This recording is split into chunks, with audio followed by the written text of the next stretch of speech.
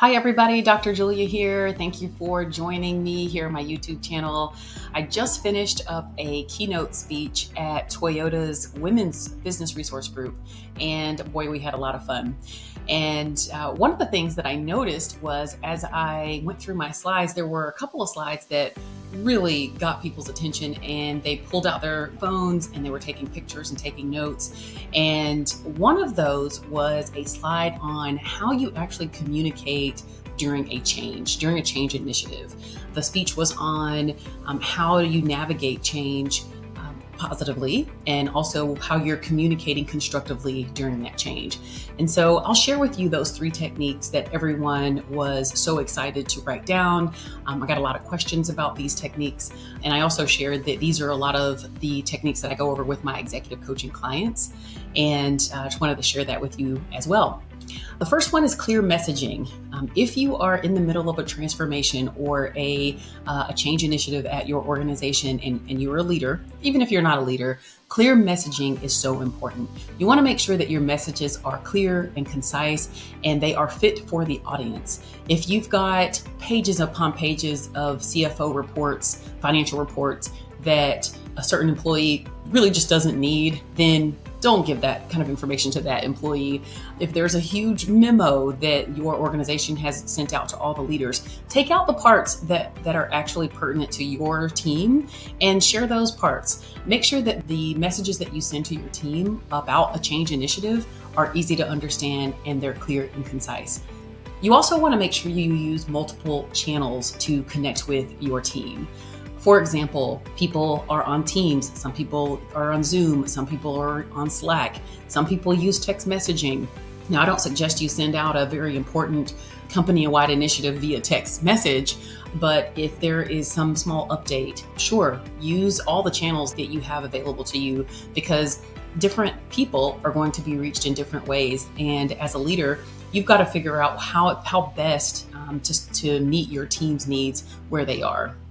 The second thing was active listening. And so this is the one that we had a little fun with, because there is a misnomer out there that active listening means that you are actively like moving your body, moving your head, and physically actively listening. And while that may be one part of active listening, that is actually a very small part. You could be actively listening and not moving at all, or not nodding your head at all. I would like to reterm active listening to mindful listening. And what mindful listening is, or active listening, is truly being kind of dialed in, on the emotional aspects of what the person is saying, especially if we're dealing with a change initiative and it's hard for that person, it's hard for that employee. Understanding where they're coming from means asking open-ended questions, asking them, what might be the root causes of this resistance, or if they've got a bump that they're trying to get over, or a hump they're trying to get over, how can I help you get over that? Encourage that person to continue to come to you to talk. That's part of active listening, is saying, hey, I'm here. Continue to come to me with your issues or celebrations. I'm here to talk. Lastly, it's just kind of showing empathy when you are actively listening. You can be nodding, but then also not showing empathy. Showing empathy is showing that you understand the person's challenges. You understand that change is hard. It doesn't mean that you're going to make all of the problems go away and that the company's going to scrap the change initiative because this one employee has a hurdle. But part of being a leader is showing empathy and having that emotional intelligence to just realize that, hey, this person might just need to let me know what's going on, and they just want to be listened to in this moment. So kind of understanding that. And the third part was consistent updates. At the end of the keynote today, one of the attendees let me know that this was something that they have a difficult time with because sometimes they don't have an update.